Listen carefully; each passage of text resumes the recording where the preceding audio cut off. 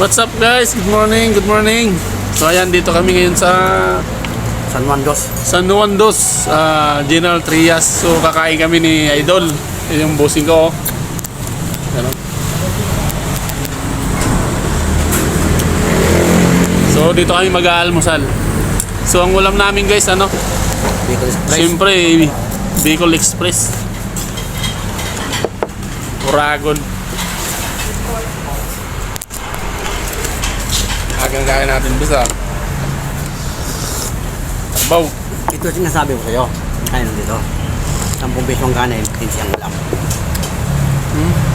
Mura lang ano? Ngayon kang mo ito. Magkano? 10 ang kanin, 10 yung kanin, tapos yung ulam, 15. 15 lang. Ay, dalawang order ko ng ulam. Good ko. Napakasarap guys ng ulam namin guys. Ano? Bicol Express.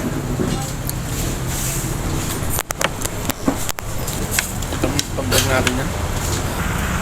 So yun lang guys. Actually inano ko lang sa inyo. Sinare ko lang sa inyo yung ginawa ko ngayong araw. Ngayong umaga. So thank you for watching guys.